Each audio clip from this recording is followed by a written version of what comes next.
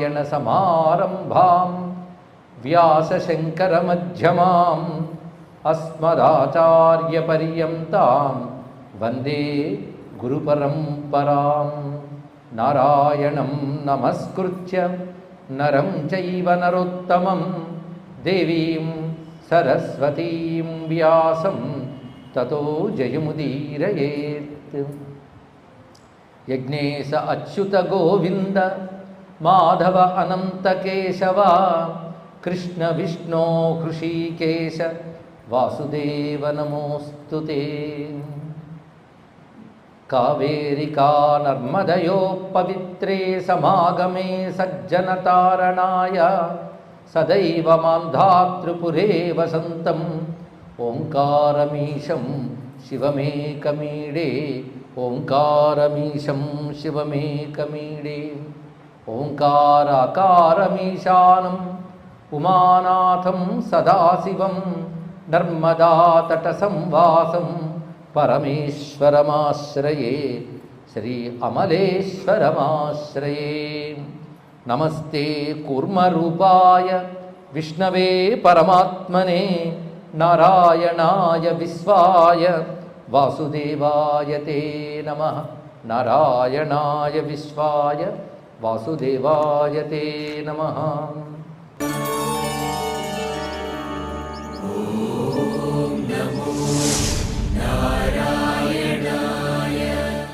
చిదానంద రూప శివోహం శివోహం. ఆత్మను అనుకుంటున్నవి చాలా ఉన్నాయి కనుక వాటన్నిటిని నిషేధించేయాలి. అందుకే షట్కంలో నా నా నా నా అంటూ మొత్తం పైన 3 పాదములు మారుతూ చూపిస్తాడు. అసలు స్వరూపం చిదానంద రూప శివోహం శివోహం. కనుక ఏది నువ్వు కావో విచారించడం ఒకటి, ఏది నువ్వు అవునో తెలుసుకోవడం ఒకటి. ఈ 2 రూపాలతో జ్ఞానం జరగాలంటే ఇక్కడ ఇది కాదు ఇది కాదని తేల్చేస్తుంటే ఏడుపు వస్తుంది, ఇవేవి కావా అని. కానీ ఇవేవి కావని తెలుసుకుంటూ ఏది అవునో పట్టుకుంటూ ఉండాలి. ఇక్కడ ఎప్పటికప్పుడు ఆ వాక్యం పట్టుకోవాలి కనుక ప్రతి శ్లోకంలో ఆ వాక్యాన్ని ఇచ్చారు గురువు గారు. ఇక్కడ ఆ నిర్మాణం ఎలా జరుగుతుందో చూడండి. ఇక్కడ మొత్తానికి ఈశ్వరికి అడ్డం పెట్టుకుని శంకర వాంగ్మయం చెప్పేసుకుంటుంది మనం. నిర్వాణ షట్కంలో ఉన్నది. కానీ చిదానంద రూప శివోహం శివోహం. దాని ముందు నా, ఆ నా అంతా ఇక్కడ వెలగబెట్టేశాడు. ఇక్కడ ఆఖరికి మాయ, పరమాత్మ మాయ పట్టుకున్నాడు కదండి. ఇక్కడ మాయ ఆయన కాదు, నా మాయ నైవ చ ప్రాణ నచైవ పరమార్థతః యథా ప్రకాశ తమసో సంబంధో నోపపద్యతే తద్వదక్యన్న సంబంధ ప్రపంచ పరమాత్మనోహో. ప్రపంచానికి పరమాత్మకి సంబంధం ఉందా అంటే చీకటికి వెలుగుకి ఎలాంటి సంబంధమో ప్రపంచానికి పరమాత్మకి అలాంటి సంబంధమే. అంటే సంబంధం లేదని అర్థం. చీకటికి వెలుగుకి సంబంధం ఉందా? అది వేరు ఇది వేరు. అదే విధంగా ఇది వేరు అది వేరు. అందుకే ప్రపంచమే పరమేశ్వరుడు అయిపోతే ఉపదేశాలు ఎందుకండి? ఉపదేశం ఎందుకు? ప్రపంచం పరమేశ్వరుడు కాడు. మరి విశ్వరూప అన్నారంటే ప్రపంచములో పరమేశ్వరుడు, ప్రపంచాన్ని నడుపుతున్నాడు కానీ దానికి అతీతుడు. కనుక నువ్వు చూస్తున్న ప్రపంచపు ఉపాధి ఈశ్వరుడు కాదు, దాని చైతన్యం ఈశ్వరుడు. విశ్వరూప దర్శనం అంటే ప్రపంచం ఉపాధి యందు ఉన్న ఈశ్వర చైతన్య దర్శనం అంటారు. ఇక్కడ ఆ చైతన్య ఆత్మ అది వీటి యందు వ్యాపించి ఉన్నా వీడికి అతీతమే. ఏదో మట్టి కుండగా మారిందని అర్థం చేసుకోవడానికి మనం చెప్పేమే తప్ప, మట్టి కుండగా మారిపోతే మట్టి యొక్క అసలు స్వరూపం మనకు తెలియట్లేదు, కుండగా కనబడుతుంది. అది ఉదాహరణ మాత్రమే. పరమాత్మ ప్రపంచంగా మారాడు కానీ పరమాత్మ యొక్క అసలు స్వరూపం పోలేదు. అందుకు ఉదాహరణ కొంత మేరకు మాత్రమే. ఇప్పుడు గుర్తుపెట్టుకోండి, వేదాంతాల్లో ఉదాహరణలు చెప్తూ ఉంటారు ఎక్కువ మంది. రజ్జు సర్ప భ్రాంతి అని. కొందరికి వేదాంతం క్లాసుకి వెళ్ళే ముందే ఏం చెప్తాడు నేను చెప్తానన్నాడు ఒక ఆయన. ఎందుకంటే రజ్జు సర్ప భ్రాంతి, తాడు బాబు, సుక్తులేత భ్రాంతి, అంతేగా ఎన్ని మార్లు వినాలండి మీరు వెళ్ళండి అన్నాడు. అంటే అంత అవహేళన అనమాట వేదాంత జ్ఞానం మీద. అంటే ఇంకా నాకు కొన్ని జన్మలు ఉన్నాయండి వెళ్ళండి అని చెప్పడం అర్థం పడుకోవట్లేదు ఇక్కడ. అయితే ఉదాహరణ కేవలం ఒక విషయం అర్థం చేసుకోవడానికి కానీ అది సిద్ధాంతం కాదు. కొంతమేరకే, ఎక్కువ గీకితే ఉదాహరణ నిలబడదు. అంతమేరకు అర్థం చేసుకోవడం వరకే. కానీ ప్రపంచ పరమాత్మల యొక్క సంబంధం ఎలాంటిది? తమస ప్రకాశ, ఈ రెండిటికి ఉన్నాడు సంబంధం లాంటిది. చీకటి వెలుగు ఎలాంటివో ప్రపంచ పరమాత్మ అలాంటి వాడు. అందుకే తమసోమా జ్యోతిర్గమయ అంటే అర్థం ఏంటి? చీకటి నుంచి వెలుగులోకి వెళ్ళాలి, ప్రపంచం నుంచి పరమాత్మలోకి వెళ్ళాలి. ప్రపంచం నుంచి పరమాత్మలోకి వెళ్ళడానికి ప్రపంచం నీకు ఒక ఉపకరణం అయ్యింది. అది తెలుసుకో ఇక్కడ. ఎందుకంటే ఆయన ఎక్కడో లేడు, మళ్ళీ ప్రపంచంలో ఉన్నాడు కనుక ఇది పట్టుకుని లో ఉన్న వాడిని పట్టుకుని ప్రపంచాన్ని వదిలి అది చెప్పడం ఇక్కడ. అది పట్టుకుని వెళ్ళు. అందుకే తద్వదైక్యం న సంబంధ ప్రపంచ పరమాత్మనో ఛాయాతపౌ యథాలోకే పరస్పర విలక్షణౌ. ఎండ నీడ రెండు వేరువేరన్నట్లే పరమాత్మ లక్షణాలు వేరు, ప్రపంచం యొక్క లక్షణాలు వేరు.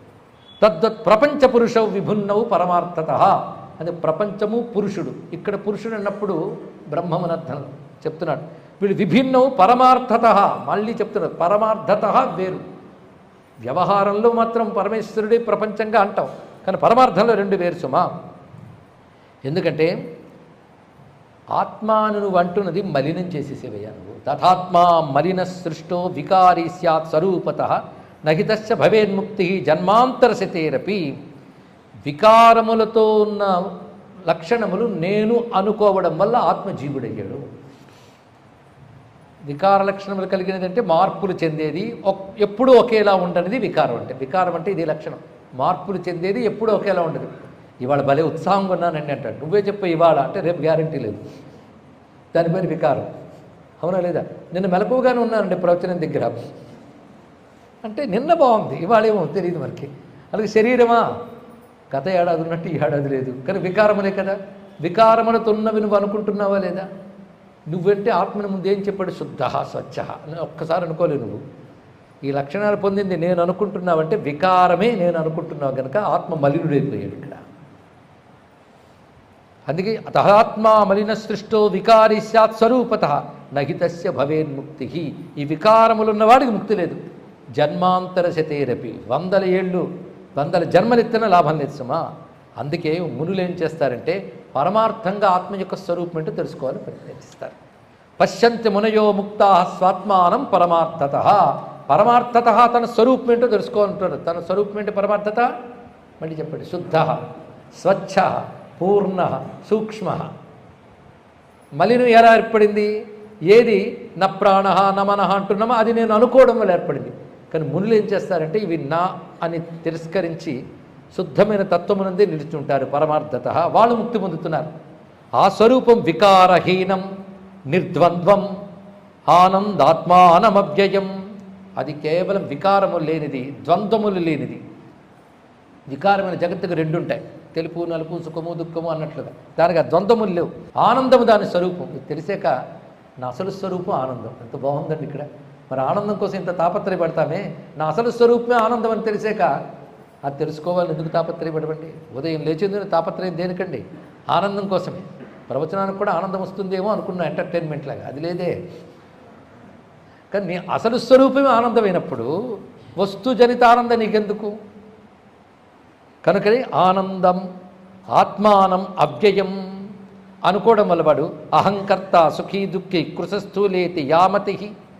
వాడికి నేను కర్తని, నేను సుఖపడుతున్నాను, నేను దుఃఖపడుతున్నాను, లావుగా ఉన్నాను, సన్నబడ్డాను అనే భావాలు పడుకుంటాం. ఇలా అనుకోవడం అనేది ఎక్కడి నుంచి వచ్చింది అంటే అహంకారం వల్ల ఏర్పడింది అయ్యా అన్నాడు. అక్కడ నేనుగాడు వచ్చాడు. ఇప్పుడు వాడు అహంకారం వల్ల నేను కర్తనని, నేను సుఖి అని, దుఃఖి అని, కృషించేనని, స్థూలంగా ఉన్నానని ఇలా అనుకుంటుంటాడు. ఇది సాచ అహంకార కర్తృత్వాత్ ఆత్మని ఆరోపితాదనేహి. అహంకారం వల్ల ఈ వికారాల్ని నేను ఎందు ఆరోపిస్తున్నాం, ఆత్మ ఎందు ఆరోపణ చేస్తున్నాం. అహంకారం వల్ల ఆత్మ ఎందు ఆరోపిస్తున్నాం అంటే చచ్చే శరీరం నేనని, సుఖదుఖాలు నేను అనుభవిస్తున్నానని ఈ భావాలన్నీ ఆత్మ ఎందు ఆరోపించబడుతున్నాయి. లేనిది అంటగడుతున్నాం. ఆరోపించడం వల్ల ఆరోపభావంలోనే కొట్టుకుపోతున్నాం. సుఖపడుతున్నా, దుఃఖపడుతున్నా, చూస్తున్నా, పుడుతున్నా అని ఆరోపించుకుంటున్నాడు. దేని యందు? దేని యందు ఆరోపణ? ఆత్మ యందు ఆరోపణ. ఇప్పుడు మనం ఏం చేయాలి? దేని యందు ఆరోపిస్తున్నావో దాన్ని అధిష్టానం అంటారు. దేనిని దాని ఎందు పెడుతున్నావో దాన్ని ఆరోపభావం అంటారు ఇక్కడ. కానీ ఆరోప దానికి అధ్యాస అని పేరు. ఆరోపానికి మరొక పేరు అధ్యాస. ఆత్మ అనేది ఒకటి ఉండడం వల్ల కదా అవి ఆరోపిస్తున్నాం. కానీ తప్పేమిటి? ఆత్మ ఉండడం. ఆరోపించడం తప్పు, ఆత్మ తప్పు కాదు ఇక్కడ. కనుక వికారాలు ఉన్నటువంటివన్నీ వికారాలు లేని దానికి ఆరోపించి అది వికారం పొందుతుంది అంటున్నాం. ఇది బాధాకరమైన అంశం ఇక్కడ. కానీ ఆరోపించుతున్న దాన్ని అధ్యాస అంటారు. దేని యందు ఆరోపిస్తున్నావో దాన్ని అధిష్టానం అంటారు ఇక్కడ. ఇందులో మొత్తం ఉందండి. ఇప్పుడు వదిలించుకోవాల్సింది ఏది? అధిష్టానాన్ని వదిలించాలా, అధ్యాసాన్ని వదిలించాలి?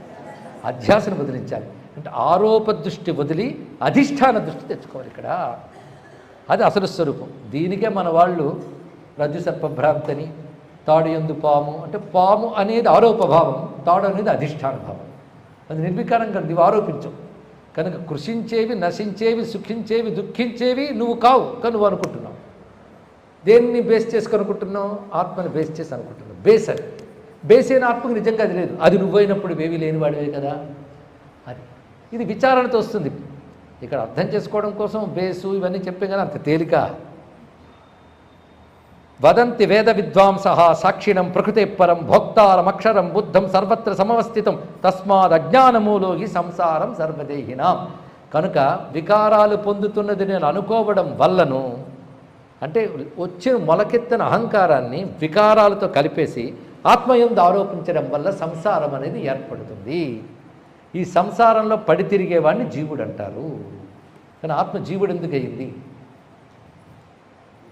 ఆత్మ జీవుడు అయింది కనుక జీవుడిని తీసేసి ఆత్మని చేయాలి కదా. ఇప్పుడు పరిష్కారం ఆత్మ జీవుడు ఎలా అయ్యాడు అంటే వికారములను తన యందు ఆరోపించుకొనుట వలన. ఎంత అరటిపండు వచ్చినట్టు చెప్తున్నాడు ఆయన. అజ్ఞానాత్ అన్యథా జ్ఞానాత్ తత్వం ప్రకృతి సంగతం. వాడికి ప్రకృతితో తాదాత్మ్యం ఎలా ఏర్పడిపోయిందయ్యా? వికారాలతో ఉన్నవి నావి నేను అనుకోవడం అనేది ఎలా ఏర్పడింది అంటే రెండిటి కారణం ద్వారా. అజ్ఞానాత్ అన్యథా జ్ఞానాత్, అగ్రహణం అన్యథాగ్రహణం అని రెండు మాటలు ఇక్కడ. అంటే అసలేమిటో తెలియదు, ఒకదాని కూడా అనుకుంటాడు. అది రెండు విషయం. అసలు తెలియకపోవడం ఒకటి, ఇంకొకటిగా అనుకోవడం ఒకటి. దానిని ఆవరణ విక్షేపం అని కూడా అంటారండి. రెండు రకాలు. ఇవన్నీ పారిభాషిక పదాలు, పని మాత్రం ఒకటే. అజ్ఞానాత్ అన్యథా జ్ఞానాత్, తన శుద్ధత్మైన జ్ఞానం తెలియకపోవడం ఒకటి, అంటే తాననగా శుద్ధ సూక్ష్మ స్వచ్ఛ అది తెలియకపోవడం అజ్ఞానం. అన్యథాజ్ఞానం అంటే వికారాలతో ఉన్నవి నేను అనుకోవడం అన్యథాజ్ఞానం. ఈ రెండు అంటే అజ్ఞానానికి టూ ఫేసెస్. అజ్ఞానం అన్యథాజ్ఞానం. మొదటిది అసలు తెలియదు, రెండవది ఒకదానుకోటి అనుకోవడం. ఈ రెండిటి వల్ల ప్రకృతి సంగతం, ఈ ప్రకృతితో అటాచ్మెంట్ ఏర్పడింది. దానివల్ల ఎవడు నిత్యోదితుడు, ఎవడు స్వయం జ్యోతియో, ఎవడు సర్వవ్యాపకుడు, ఎవడు పరిపూర్ణుడు, ఎవడు సర్వోత్కృష్టుడు అతడు ఈ అహంకారం వల్ల వివేకం పోగొట్టుకుంటున్నాడు. అహంకార అవివేకేన కర్తాహమితి మన్యతే. అహంకారం వల్ల దానివల్ల ఏర్పడిన అవివేకం వల్ల, అవివేకం అనే మాటకు అనేకమాలు అర్థం చెప్పుకున్నాం. వేరు చేసి చూడలేకపోగుట అవివేకము, వేరు చేసి చూడగలుగుట వివేకం. ఇది ఆత్మలక్షణం, ఇది ప్రపంచ లక్షణం. వేరు చేయగలగాలంటే ఇది ఎలాంటిదంటే ఒక చిన్న ఉదాహరణ. నేను పాలు నీరు కలిపేసి ఏది నీరో ఏది పాలో చూడడం లాంటివి, లేదు ఉప్పు నీటిలో కలిపేసి ఉప్పు వేరు నీరు వేరు చూడడం లాంటివి, దాన్ని వేరు చేయడం అలా చెప్పట్లేదు. అద్దమునందు ఒక దృశ్యం కనబడుతుంది మీకు. అద్దమునందు దృశ్యాన్ని అద్దాన్ని వేరు చేసి చూడండి. ఏం చేస్తారు?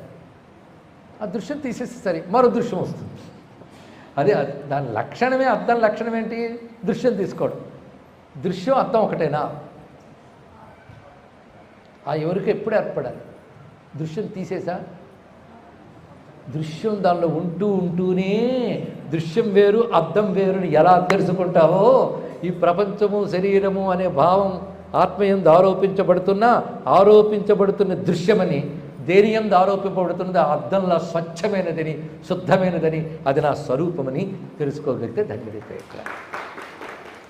కనుక దృశ్యం మారుతూ నల్లబొమ్మ వచ్చిందండి అని అద్దం ఏడిచి తెల్లబొమ్మ వచ్చిందని మురిసిపోతే నల్లబొమ్మ తెల్లబొమ్మ రెండూ అద్దం కాదు, అద్దం శుద్ధం స్వచ్ఛం అని తెలిసాక నల్లబొమ్మ వచ్చినా తెల్లబొమ్మ వచ్చినా తెల్లబోకుండా తన శుద్ధ స్వరూపం తానే అనే అద్దం ఉంటే ఎలా ఉంటుందో అలా ఉంటాడు యోగి అన్నాడు ఇక్కడ. అంటే యోగికో ప్రపంచం వీడికో ప్రపంచం కనబడుతుందా? అందరికీ అదే ప్రపంచం. రమణ మహర్షి కోసం ఒక ప్రపంచం, మన కోసం మరో ప్రపంచం సృష్టించాడండి. అదే తమిళనాడు, అదే కొండ కోన. కానీ ఆయన తాను అద్దమని తెలిసినవాడు. ఈ అద్దంగాళ్ళందరూ దృశ్యంతో మమేకిపోయి అయ్యో ఈ దృశ్యం వచ్చింది ఆ దృశ్యం పోతే ఏడిచేవాడు. ఇప్పుడు తెలిసిపోయింది కదా. ఈ తొలగడు కొట్టడం కోసం అద్దాన్ని పగలగొట్టక్కర్లేదు, దృశ్యాన్ని మార్చక్కర్లేదు. నా స్వరూపం శుద్ధమైన అద్దం పడిందని తెలుసుకుంటే విశ్వం దర్పణ దృశ్యమాన నగరీ తుల్యం నిజాంతర్గతం పశ్యన్నాత్మని మాయయా బహిర్భూతం యథా నిద్రయా యస్సాక్షాత్ కురుతే ప్రబోధ సమయే స్వాత్మానమేవాద్వయం తస్మై శ్రీ గురుమూర్తయే నమయిదం శ్రీ దక్షిణామూర్తయే. మొత్తానికి అనాత్మన్యాత్మవిజ్ఞానం తస్మా దుఃఖం తథేతరత్. ఒకటి అజ్ఞానం, అన్యథా గ్రహణం ఒకటి, అనాత్మని ఆత్మవిజ్ఞానం, ఆత్మని అనాత్మ విజ్ఞానం. ఆత్మయందు అనాత్మ విషయాలను ఆరోపించుకోవడం ఒకటైతే అనాత్మల యందు ఆత్మను ఆరోపించుకోవడం కూడా ప్రమాదమే. అంటే ఉపాధుల యందు నేననే భావాన్ని ఆరోపించుకోవడం, నా యందు ఉపాధులను ఆరోపించుకోవడం, అడిగితేనే ఇడితేనే అజ్ఞానం సేమ్. అదే అనాత్మన్యాత్మ విజ్ఞానం తస్మా దుఃఖం తదేదరత్. దానివల్ల ఏర్పడింది అంటే రాగద్వేషాదయో. దోషం ఎక్కడొచ్చిందంటే ఈ ప్రపంచ తాదాత్మ్యం వల్ల నీకు రాగద్వేషాలు ఏర్పడ్డాయి. దానివల్ల సర్వే భ్రాంతి నిబంధనా. రాగద్వేషాదయో దోషా సర్వే భ్రాంతి నిబంధనా కర్మాణ్యస్య మహాన్ దోష. రాగద్వేషాల వల్ల ఒకదాని యందు ప్రీతి, ఒకదాని యందు నచ్చకపోవడం ఉండి, నచ్చంది రాకూడదని నచ్చినది రావాలని చేసేది కర్మ అని పేరు. ఆ కర్మ మళ్ళీ రెండు రకాలుగా చేస్తావు. ఎలాగోలా రాబట్టుకోవాలి కనుక శాస్త్రం చెప్పింది శ్రద్ధగా చేద్దామనుకుంటే పుణ్యం. నీకు అది రావడమే ప్రయోజనం కనుక శాస్త్రం చెప్పింది చేసినా చేయకపోయినా శాస్త్ర విరుద్ధమైన చేసే తెచ్చేసుకోవాలనుకోవడం అపుణ్యం. కనుక పుణ్యం పాపం రెండు రకాలుగా వచ్చాయి. ఎంత స్ట్రక్చరల్గా చెప్తున్నాడు చూడండి వేదాంతాన్ని. ఎలాగ బంధం ఏర్పడిందో అద్భుతంగా చెప్తున్నాడు ఇక్కడ. తద్వసాదేవ సర్వేషాం. ఎప్పుడైతే రాగద్వేషాల వల్ల పుణ్యపాప కర్మలు చేశారో వాటి ప్రభావం చేత సర్వదేహ సముద్భవ. రకరకాల శరీరాలు ధరించి తిరుగుతున్నాం. వదలట్లే వికారములు నేను అనుకోవడం, నా యందు వికారాలు ఆరోపించడం. దానివల్ల క్రమంగా జన్మ పరంపరలు దేహాలు వస్తున్నాయి. ఇన్ని మారుతున్న లోపల ఉన్నవాడు నిత్యం సర్వత్ర గుహ్యాత్మ కూటస్థో దోషవర్జిత. వాడు కూటస్థుడు, వాడు దోషం లేదు. మాటిమాటికి నా స్వరూపం ఏంటో చెప్తున్నాడు ఇక్కడ. ఏకహ సంతిష్టతే. మరి ఇవన్నీ చేయగలుగుతున్నాయి, ఇన్ని వికారములు ఆయన అందున్నాయి అంటే అద్దంలో అవతల వస్తువుని ప్రతిఫలింపజేసుకోవడం అనే లక్షణం ఉండడం వల్ల కదయ్యా ఇదంతా జరిగింది కదా. అందుకు దోషం ఏది? అద్దంలో ఆ లక్షణం ఉండడమే పెద్ద దోషం అన్నట్టుగా ఈశ్వరుని యందు ఒక అచింత్యమైన శక్తి ఉంది. ఆ శక్తి వల్ల ఇవన్నీ సంచరిస్తున్నాయి. సంచరిస్తున్నవి నేననుకోడే అజ్ఞానం వచ్చి పడింది ఇక్కడ. అది చెప్తున్నాడు. ఈశ్వర శక్తి చేత నడుస్తున్న ఉపాధులు నేనని తాదాత్మ్యం చేత నడుస్తున్నాం. ఈ శక్తి ఈశ్వరునిది అంటే నీలో ఆత్మగా ఉన్న ఈశ్వరునిదే తెలుసుకో. ఎక్కడో మరొకడు కాదు. అదే నువ్వు కళ్ళు మూస్తే నీకు విశ్వమే లేదు, నువ్వు కళ్ళు తెరిస్తేనే విశ్వం. కానీ విశ్వం ఎక్కడి నుంచి వచ్చింది? నీ నుంచే, ఆత్మ నుంచి. నా నుంచి వచ్చింది అంటే మరి చెప్తారు మీరు. అరే ఆ ఈశ్వరుడు ఆత్మగా ఉన్నాడు నొప్పుకుంటూ మరి నీ నుంచి రాలేదని అంటే ఎలా ఉంటావయ్యా అది తెలుసుకోవాలి ఇక్కడ. అలాగైతే అవతల వస్తువుని తనలో ప్రతిఫలింపజేసుకునే లక్షణం దానికి సహజంగా ఉంటుందో, సర్వ జగత్తుని తన యందు ప్రకాశింపజేసే ఒకానొక శక్తి ఈశ్వరుని ఉన్నది. దాని పేరు మాయ అంటారు. అది ఇక్కడ దాని యందు భాషిస్తున్నది. అది నా స్వభావత, అది స్వభావం కాదు ఆయనకి. అంటే అద్దానికి ప్రతి వస్తువుని చూపించడం అనేది దాని యొక్క శక్తి అయినప్పటికీ వస్తు తాదాత్మ్యం దానికి లేదు స్వభావత. అది తెలుసుకో. తస్మాద్ అద్వైతమేవాహు మునయ పరమార్థత. అది పరమార్థ దృష్టిలో మునులందరూ చెప్తారు అద్వైతం రెండు లేదు ఒక్కటే అని చెప్తారు.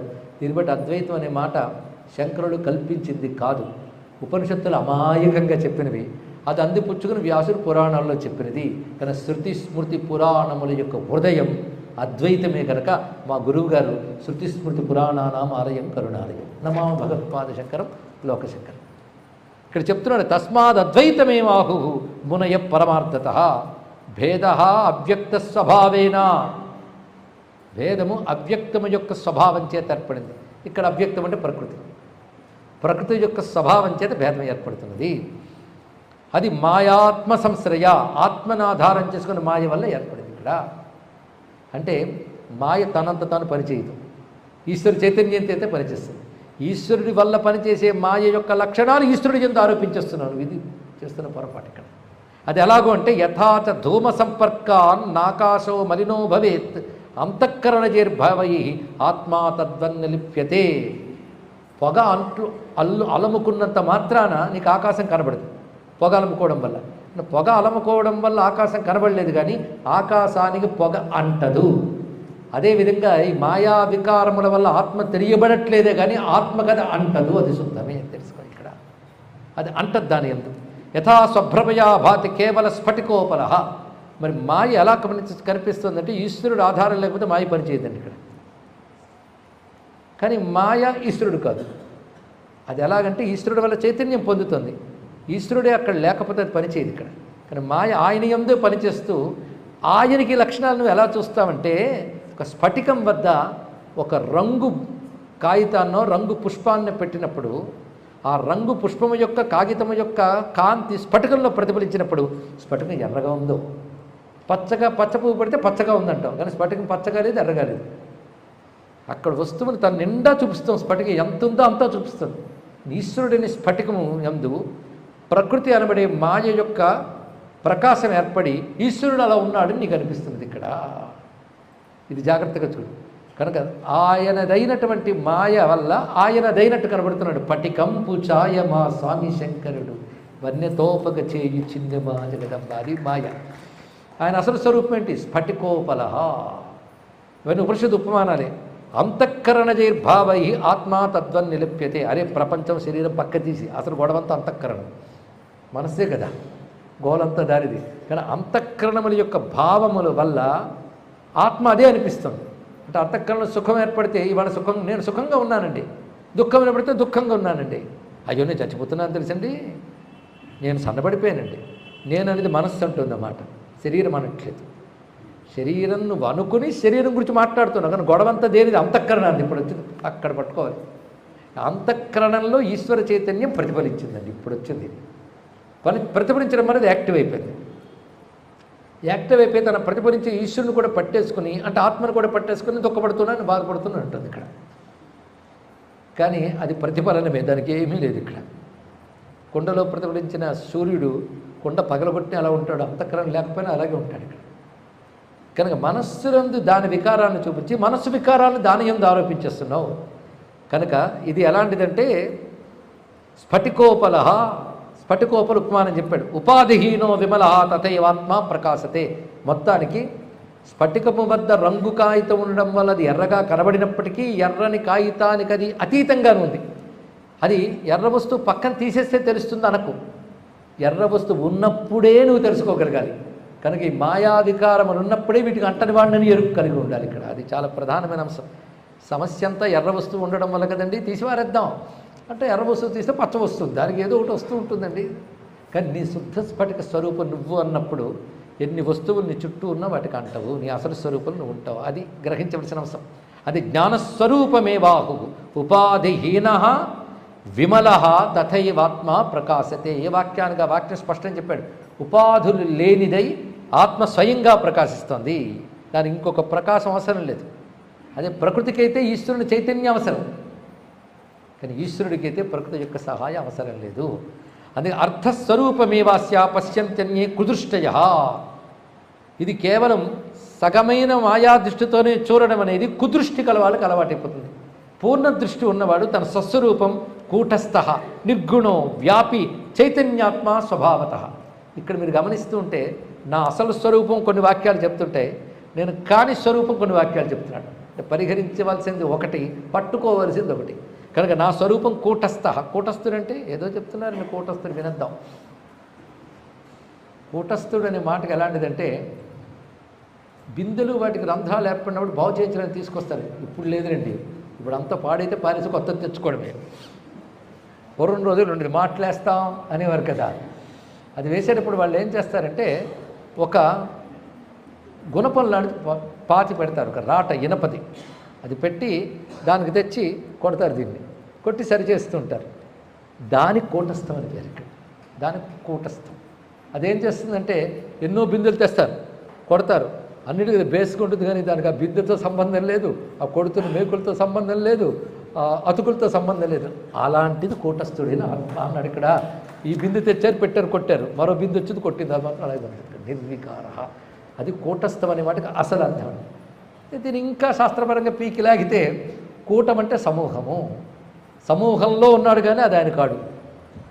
10 మంది చుట్టేశారు అనుకోండి, 10 మంది మనం అయిపోతామా? ఒక్కసారి విదిలించిస్తే అమ్మయ్య మనమే తెలుస్తాం. అలా కూటము అంటే ఇంద్రియముల కూటము, ప్రాణముల కూటము, ఆలోచనల కూటము, అంతఃకరణ కూటము, శరీరం అంతా కూటమే. ఇంత కూటముల మధ్యలో ఉన్నవాడు కూటస్థుడు. అడగంటకుండా 2 అర్థాలు గ్రహించవలసింది. ఓం నమో